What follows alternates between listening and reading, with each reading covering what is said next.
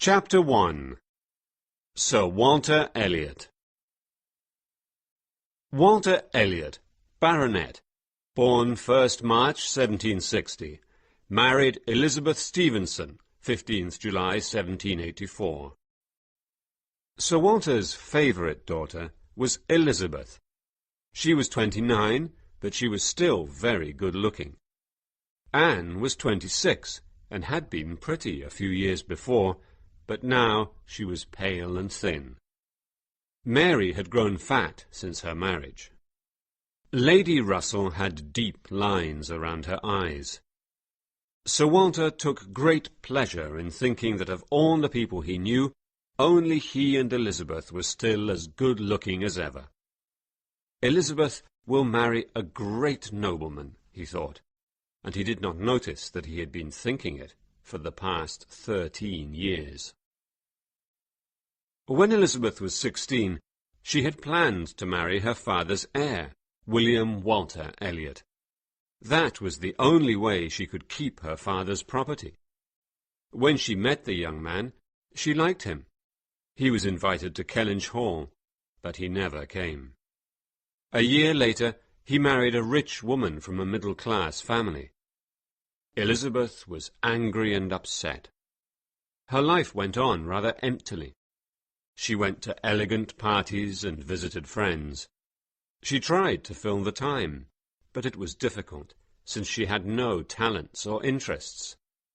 Recently, she had been worried about her father. He was in debt. Neither Elizabeth nor her father could imagine how to pay these debts. Both felt that their extravagant lifestyle was essential to the dignity of a noble family. Lady Russell and Anne spent hours trying to find a way to save money and pay the debts, but every plan for economy they proposed was rejected by Sir Walter. Finally, he accepted the radical plan of moving to the town of Bath. There he could live for less money without losing his dignity. Meanwhile, Kellynch Hall was rented to a gentleman called Admiral Croft. When Sir Walter's lawyer, Mr. Shepherd, had completed the business arrangements with Admiral Croft, he came to Kellynch to report to Sir Walter. "Admiral Croft is very nice," said Mr. Shepherd. "His wife's brother lived in the nearby village of Monkford a few years ago. Perhaps you know the gentleman. Now, what was his name?" Mr. Shepherd searched his memory, but couldn't remember the name of Mrs. Croft's brother. "He lived in the grey stone house." After a moment, Anne said, "I suppose you mean Mr. Wentworth." "Ah," said Sir Walter, "the curate of Monkford. When you said gentleman, I thought you meant a man of property, somebody of the nobility. Mr. Wentworth was nobody." Anne left the room quietly and went out into the garden. As she walked between the tall trees, she thought, "In a few months, perhaps he will be here." She was thinking of the curate's brother, Captain Frederick Wentworth of the Royal Navy, who had spent the year 1806 in Monkford. At that time, he was a handsome, clever, charming young man, and Anne was a pretty, gentle, sensitive girl. They fell in love, and were happy for a short period. But when Frederick asked Sir Walter if he could marry Anne, Sir Walter was not pleased. He thought that Frederick's family was not good enough. Even Lady Russell, who was much more sensible than Sir Walter, disapproved. Anne was Lady Russell's favourite of the Elliot sisters. Only Anne had the gentleness, good sense, and modesty that Lady Russell had loved so much in her old friend Lady Elliot. Lady Russell thought that it was foolish for Anne to marry a young man with no money. "When your father dies," she had said, "he'll leave you very little money and no property. You need to marry someone rich, and so does Captain Wentworth. If you marry each other, you'll have no money at all, and you'll both be miserable as a result.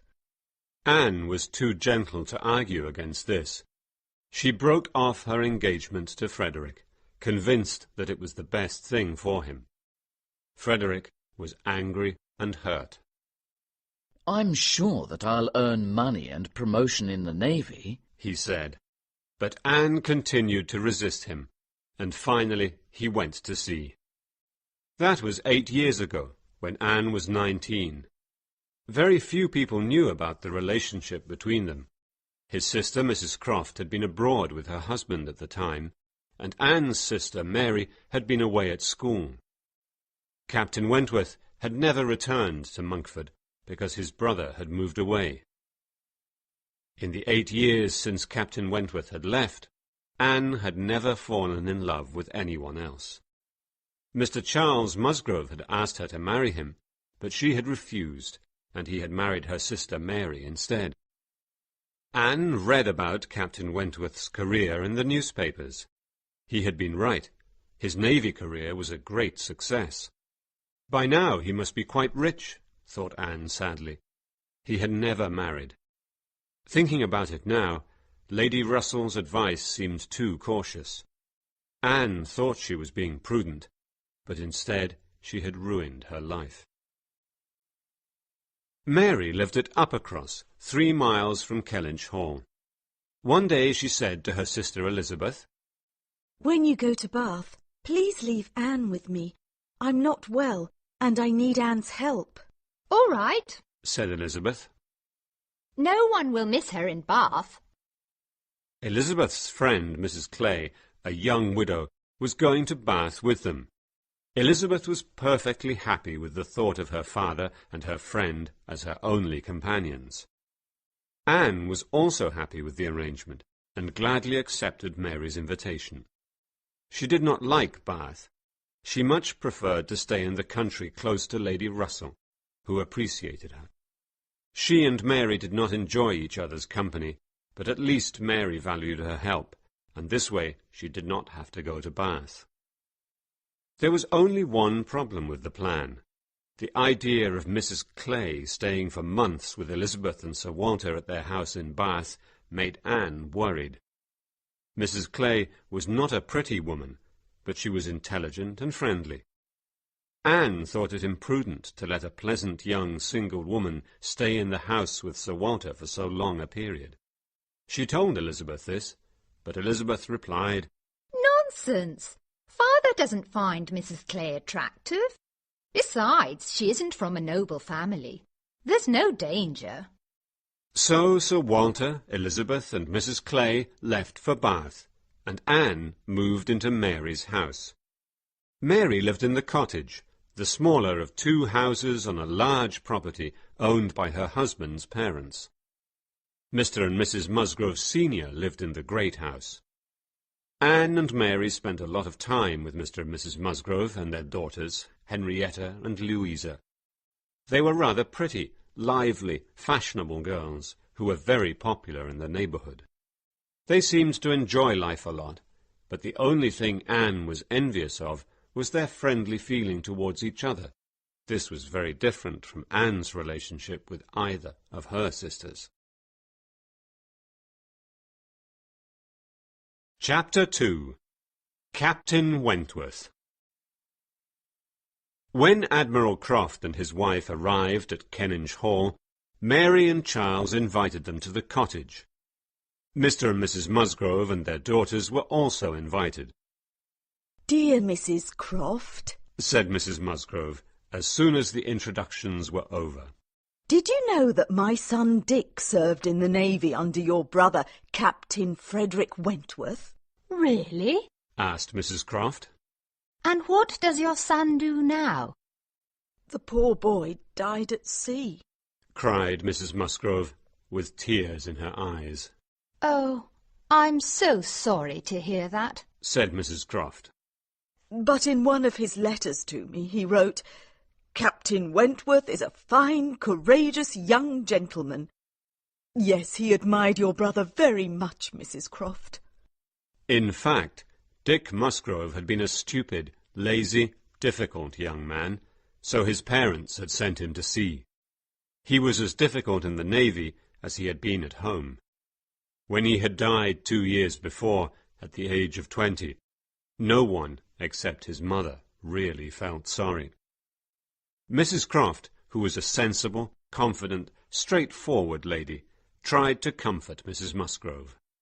"My brother will be very glad to meet you, Mrs. Musgrove," said Mrs. Croft. "His career in the Navy has been a great success. Now that the war is over, he's back in England. He's coming to stay with us at Kellynch Hall next week." Anne, who was standing nearby, heard this, and her heart beat fast in agitation. The following week, Henrietta and Louisa came to visit Anne and Mary at the cottage. "We've met Captain Wentworth," cried Henrietta. "He's very handsome and charming. Father invited him to dinner this evening." "Yes," cried Louisa. "you must all come to meet him." "I'm afraid we can't," said Mary. "My little boy has a cold. We must stay with him this evening." Well, I can go, can't I? Charles asked Mary. "If you want," replied Mary, clearly offended that her husband did not want to stay with her. "You can both go," said Anne. "I'll stay here with little Charles." "What a good idea!" cried Mary, suddenly happy again. Charles and Mary went to the great house, and Anne remained at the cottage. All evening she thought about the dinner at the great house. There, Frederick Wentworth was smiling and talking to other people. "How does he feel?" she wondered. "About meeting me again? Sooner or later we will have to meet. Perhaps he feels indifferent. Or perhaps he'll be embarrassed. In all these years he has never tried to contact me." Charles and Mary came home late, full of enthusiasm for Captain Wentworth. "Such a friendly young man," said Mary. "Charles has invited him to go shooting tomorrow after breakfast. He invited him to come to breakfast, but Captain Wentworth was afraid of disturbing little Charles." Anne understood it. He did not want to see her. "But Anne," continued Mary, "he says he knows you. He says he met you 8 years ago, but I don't remember him at all." "No, you were at school then," said Anne quietly.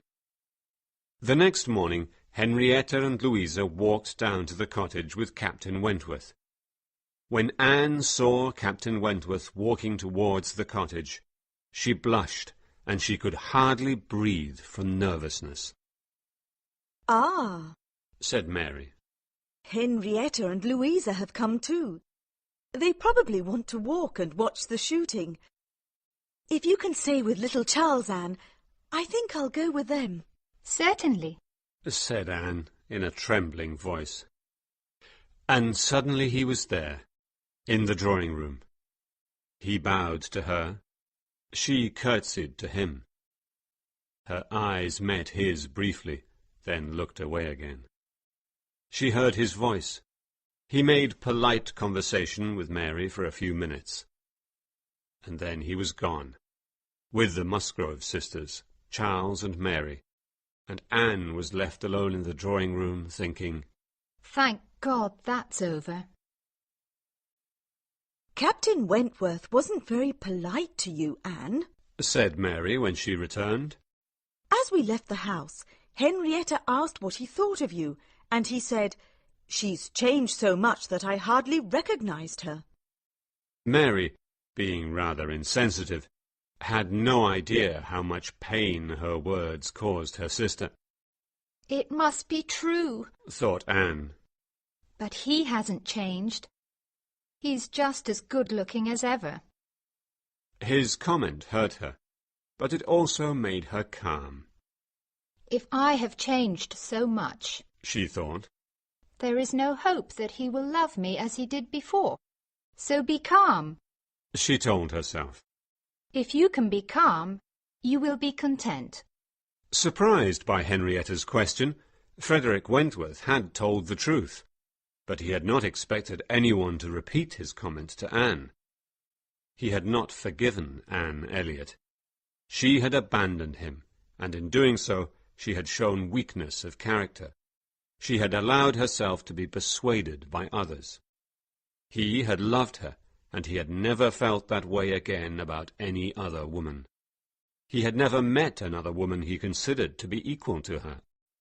When he came to Kellynch, he had been curious to meet her again, but he thought her power over him was completely gone. Now that he was rich and the war was over, he wanted to settle down with some attractive young woman. Either of the Musgrove sisters could win his heart if she wanted to. In fact, any attractive young lady could do so, except Anne Elliot. When his sister asked him about his intentions, he said with a laugh, "I'm here, Sophia, to find a wife.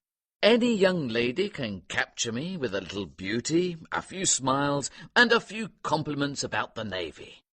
But later he gave his sister a serious description of the kind of wife he wanted. "The woman I marry must have a strong mind and a sweet manner." He had not entirely forgotten Anne.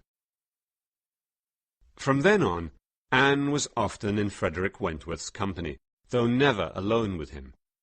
It was strange to spend hours in the same room with him, listening to his voice, yet never looking at him closely or talking to him intimately. Once they had been everything to each other, but now they were just acquaintances. "Tell us about your adventures at sea, Captain Wentworth," cried Louisa one evening. "You said that your first ship was called the Asp. Did you have any adventures on the Asp?" "Oh, certainly I did," replied the captain. "It was 1806. That year I had a strong desire to go to sea, and the Navy gave me the Asp. It was an old ship, but a fine one. That autumn we captured a French ship and brought it into Plymouth harbour. As we approached Plymouth, a terrible storm hit us and continued for 4 days. The Asp was already damaged from our battles with the French. I thought that was the end for me and the Asp. I said to myself, we'll probably go down to the bottom of the sea together this time. But, as I said, she was a fine old ship, and we finally got to the port alive and well." Henrietta and Louisa cried out in pity and horror, while Anne silently shivered at the terrible thought of him going down to the bottom of the sea. "Your next ship was the Laconia, wasn't it?" said Mrs. Musgrove. "How lucky for us, sir." Frederick looked confused until Henrietta whispered to him. "She's thinking of my brother Dick." "Ah," said Frederick. There was something in his face at that moment that suggested to Anne that his memories of Dick were not happy ones. No one else noticed that look. Only someone who knew him very well could have noticed it. He crossed the room, sat on the sofa beside Mrs. Musgrove, and spoke to her quietly and seriously about her son. Anne, meanwhile, sat on the other side of Mrs. Musgrove, thinking, "We're on the same sofa." However, when he got up to leave, he bowed to Anne with cold politeness, like someone who hardly knew her, and said, "Good evening." Chapter 3. Henrietta or Louisa? The Musgroves were cousins of the Hayters of Winthrop.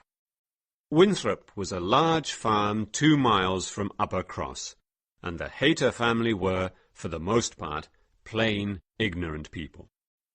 For this reason, Mary was very unhappy that they were connected to the Musgrove family. She spoke to them as little as possible, and never went to Winthrop. Charles Hayter, the eldest son, was better educated and more gentlemanly than his father and his brothers. He was a curate, and over the past year or so, he and Henrietta had seemed to be in love with each other. He was away on business at the time Captain Wentworth came to Kellynch.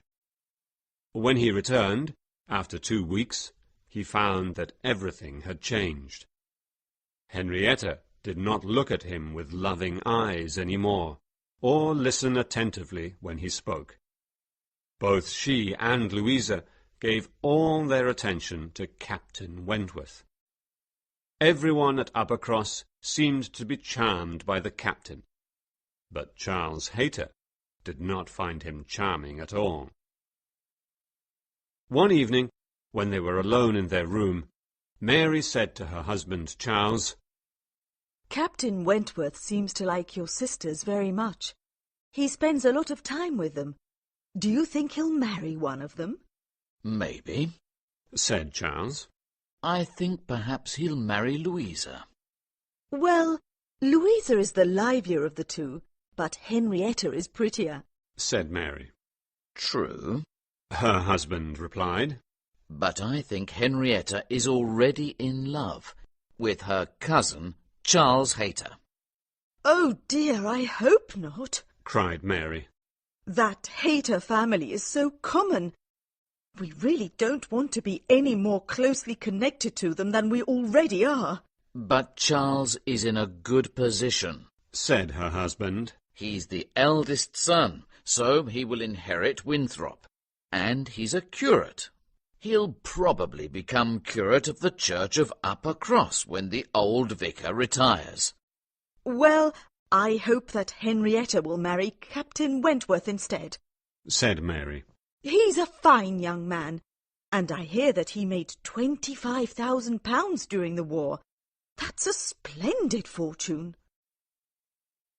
The next day, Louisa, Henrietta, Captain Wentworth, Mary, Charles and Anne went for a long walk together. Mary got tired very early in the walk and began to complain. They climbed a hill to see the view.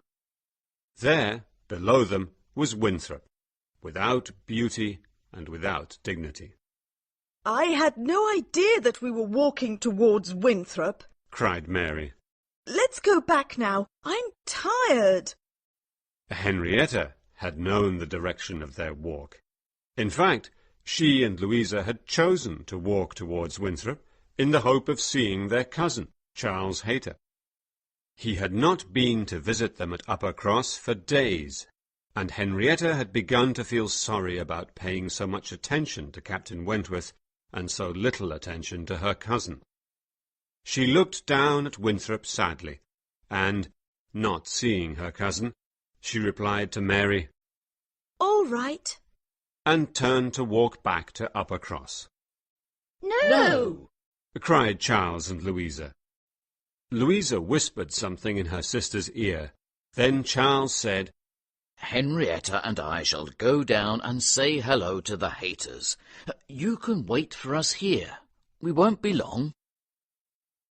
Captain Wentworth and Louisa went for a walk. Anne found a place for Mary to sit down and rest, but Mary refused and went off to find herself a more comfortable seat.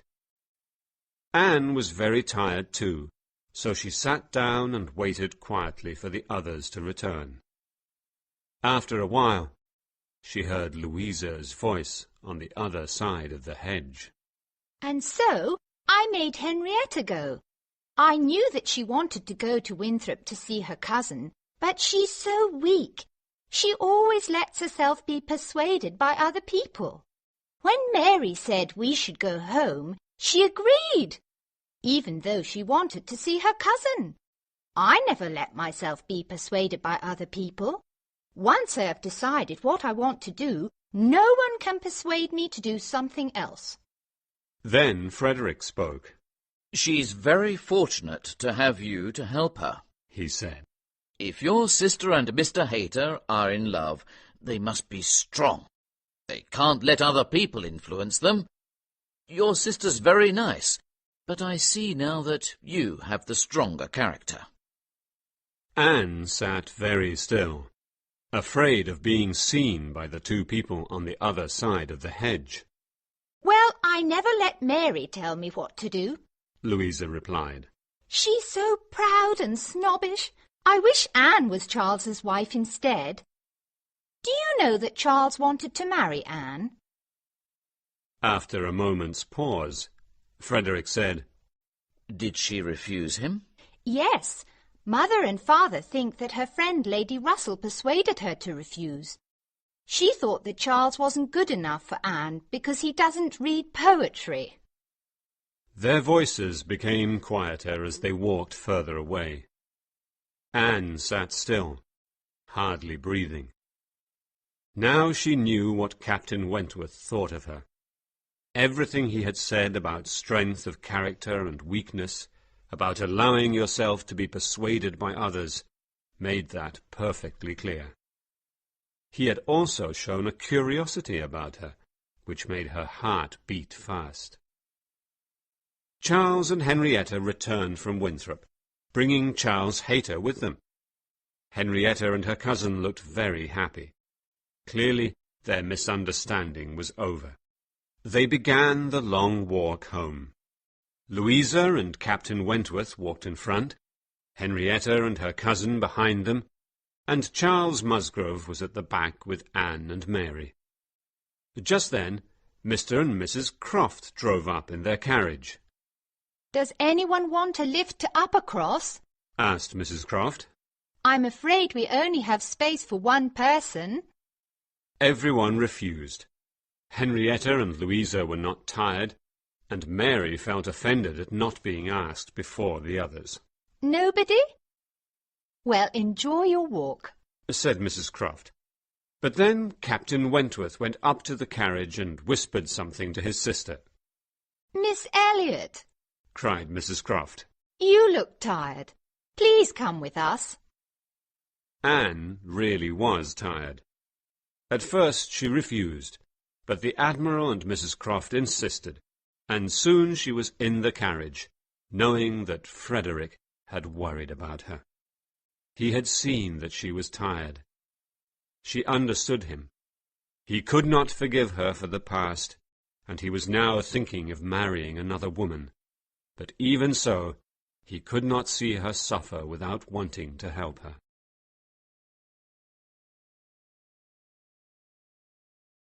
Chapter 5. Bath. Anne stayed at Lady Russell's house in Kellynch for a month. Then they both went to Bath. Lady Russell had rented a house for herself there. Anne wished she could stay with her friend, but she had to stay at her father's house with Elizabeth and Mrs. Clay. When they arrived, Sir Walter, Elizabeth, and Mrs. Clay seemed to be in good spirits, and welcomed Anne more warmly than she had expected. Elizabeth told them that William Walter Elliot had been visiting them often over the past 2 weeks. He was in Bath, staying with his friend Colonel Wallis and his wife and new baby. It's surprising that he visits you so often, said Lady Russell. I've never liked the man because he showed no respect for the family. He never came to see you while his wife was alive. I suppose now that she is dead, he is beginning to value his family. Anne was slightly confused. When she had seen him in Lyme, she had thought that Mr. Elliot seemed a sensible man.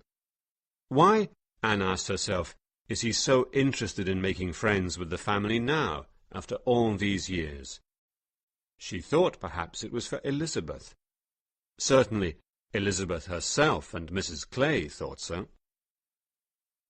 That evening, Mr. William Walter Elliot came to visit. When he saw Anne, his face showed surprise and pleasure. My dear cousin, he said, I saw you just a few weeks ago at Lyme, but I had no idea that it was you. He sat between Anne and Lady Russell. His manners were very pleasant. He asked Anne why she had been in Lyme, and when she mentioned the accident he was interested and sympathetic. He wanted to know every detail. Then he spoke to Lady Russell about the years in which there had been no communication between himself and Sir Walter. It was all a misunderstanding, he said. I thought I had offended him, that he didn't want to see me any more. But now I realize that was a mistake. I'm so sorry that I missed all those years of his company. After he left, Lady Russell cried, "What a nice man! Is this really the same Mr. Elliot? I used to dislike him, but now he seems completely admirable. He's intelligent, sophisticated, polite and friendly. He has the right opinions and strong family feelings." Anne went to bed that night with a smile on her face. Her first evening in Bath had been surprisingly pleasant. The only thing that disturbed Anne's first few days in Bath was her fear that her father was falling in love with Mrs. Clay. When Mrs. Clay was in the room with him, he talked to her a lot, and when she was out of the room, he referred to her often. "Mrs. Clay thinks this," and "Mrs. Clay says that."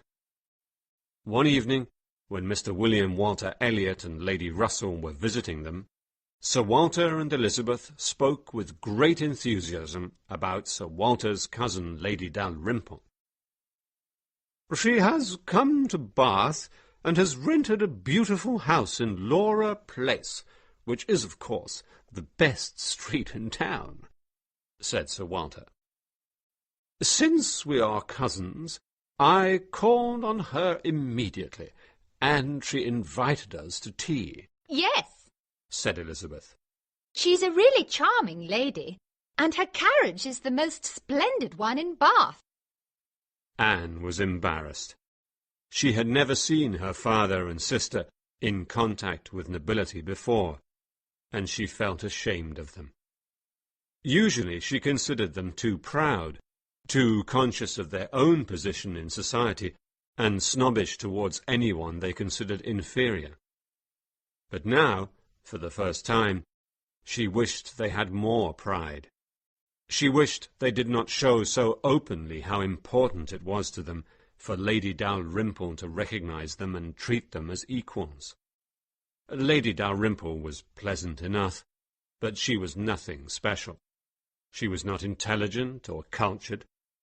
Certainly she smiled at everyone, but the only reason Elizabeth called her charming was because she was a wealthy aristocrat. Mr. Elliot turned to Anne and said in a low voice, "I'm so glad that Sir Walter has found good company in Bath." Anne smiled and replied, My idea of good company, Mr. Elliot, is the company of clever, well-educated people who can make interesting conversation. "You're mistaken," he said gently. "That is not good company. That is the best. To be good company, you need only to be from a respectable family and have nice manners." Well, said Anne. I'm proud of my family, and I don't like to see them trying so hard to be friendly with Lady Dalrymple simply because she's an aristocrat. "We agree on one thing, at least," replied Mr. Elliot. "I, too, am proud of my family, and I would rather see Sir Walter being friendly with Lady Dalrymple than with others who are below him." He glanced at Mrs. Clay. Although Anne was sure that Mr. Elliot's pride was different from hers, she was glad that he did not like Mrs. Clay. The following week they were all invited to Lady Dalrymple's house. Anne said that she could not go, because she had already made plans to visit a friend of hers, Mrs. Smith. They had been at school together years ago, but now Mrs. Smith was a poor widow. Her husband, Mr. Smith, had been wealthy, but had lost all his money. Now Mrs. Smith had very little money to live on, and she was in bad health. Sir Walter thought that Anne was foolish to waste her time with such a person. The next day, Lady Russell told Anne all about their evening at Lady Dalrymple's house. My dear, Mr. Elliot was very sorry that you weren't there, but he said he admired you for wanting to visit your old friend. He thinks that you're an extraordinary young woman, a model of female excellence. We discussed your virtues for half an hour. Hearing this gave Anne great pleasure, just as Lady Russell had planned. Lady Russell had now decided that Mr. Elliot was an excellent gentleman. She was sure that he wanted to marry Anne. She told Anne her thoughts on the subject. After a moment, Anne replied, Mr. Elliot is a nice man, but we are not compatible. Just think, said Lady Russell. If you marry Mr. Elliot, you will have your dear mother's name, her position, and your old home. This vision affected Anne very deeply. Yes, she would love to be Lady Elliot of Kellynch Hall, but she did not want to marry Mr. Elliot. There was only one man she had ever wanted to marry, and, besides, she had doubts about Mr. Elliot's sincerity. He was clever, friendly, interesting and polite, but he was not open. He had suggested to her that he disliked Mrs. Clay, yet he was just as charming to Mrs. Clay as to everyone else. He never expressed anger or pleasure at the good or evil of others.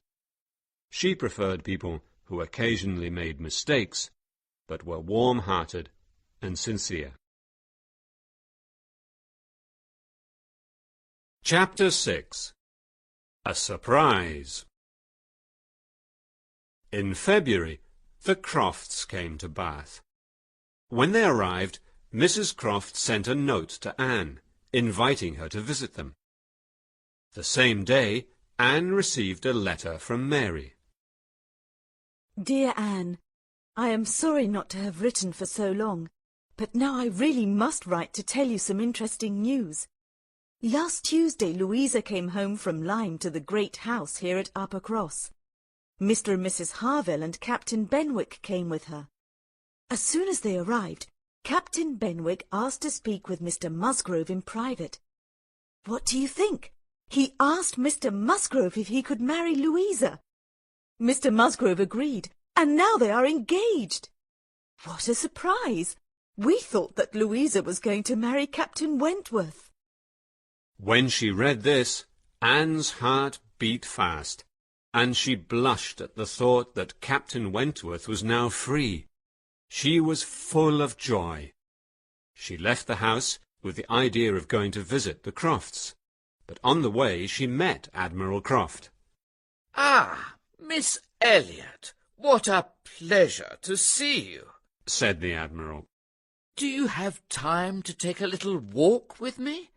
I have some news for you. Certainly, said Anne. I'm so glad that you and Mrs. Croft have come to Bath.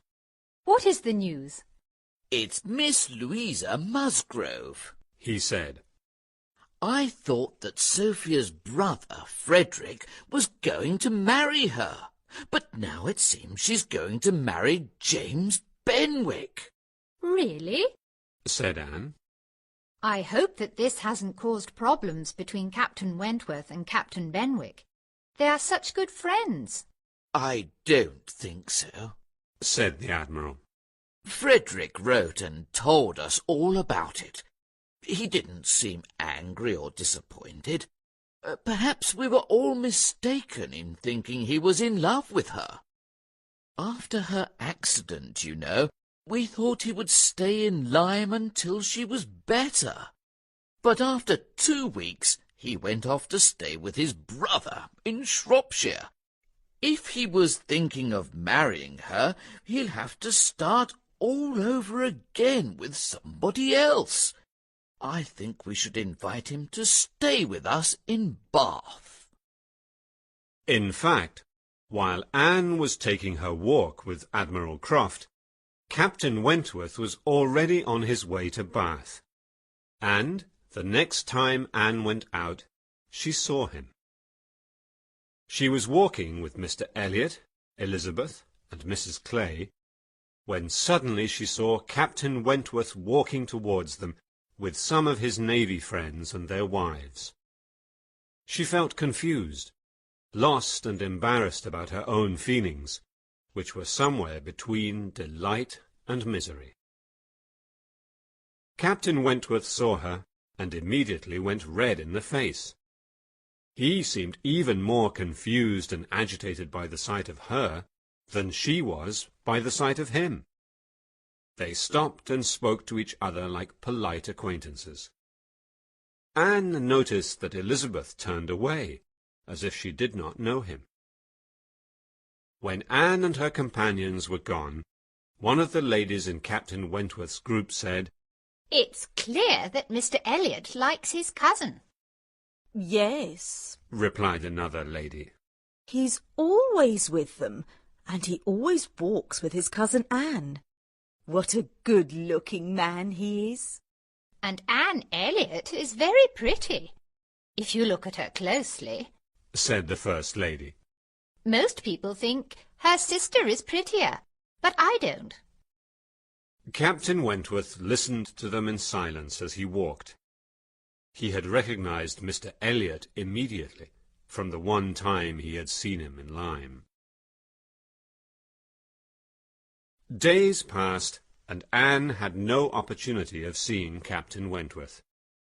He moved in a different social circle. His friends went to concerts and the theatre. Her friends spent their time in the elegant stupidity of private parties. But at last there was an opportunity. A special concert that Lady Dalrymple had promised to attend. Sir Walter, Elizabeth, Mrs. Clay, Mr. Elliot, Lady Russell, and Anne were all going with her. Sir Walter, his two daughters, and Mrs. Clay were the first to arrive at the concert hall. They stood by the fire in the large entrance room, waiting for the others. Captain Wentworth walked in alone. He was simply going to bow and move on, but Anne stepped forward and said, "Hello." He stopped and made polite conversation with her.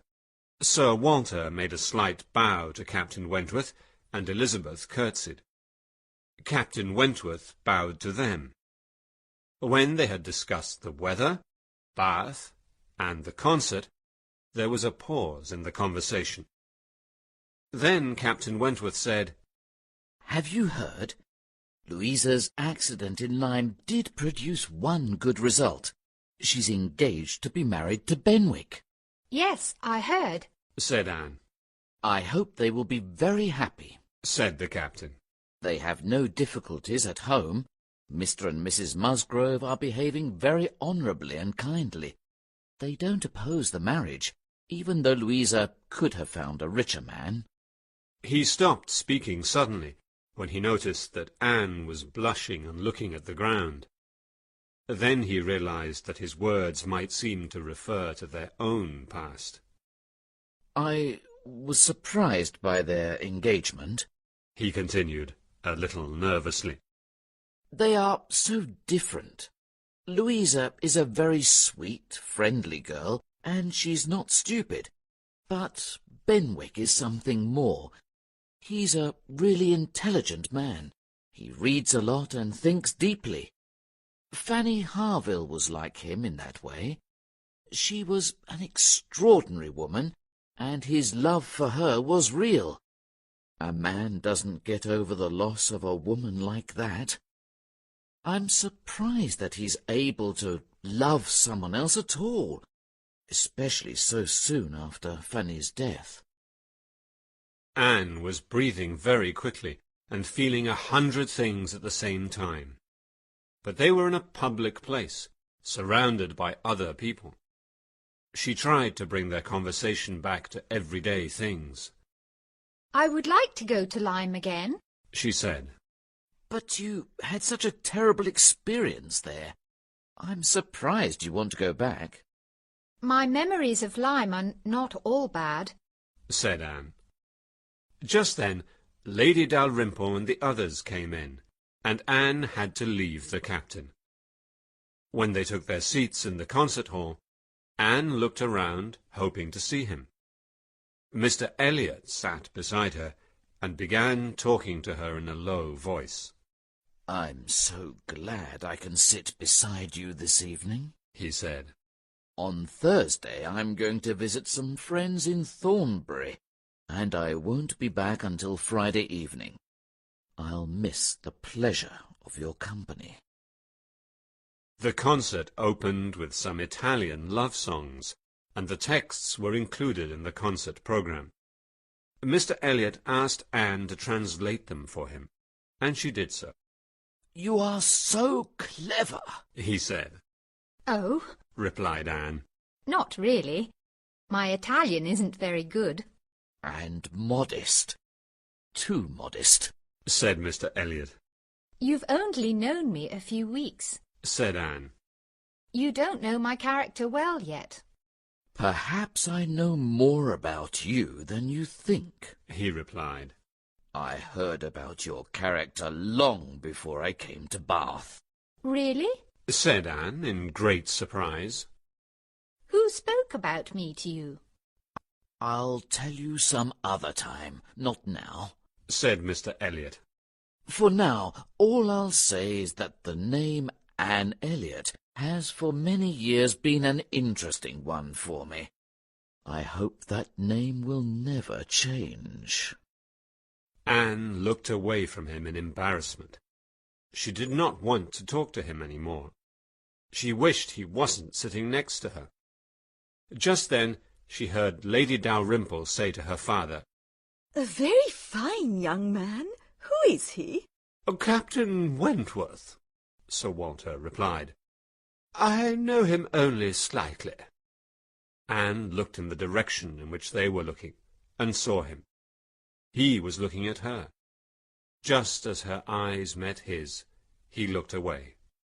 "Mr. Elliot, Said Lady Dalrymple during the interval.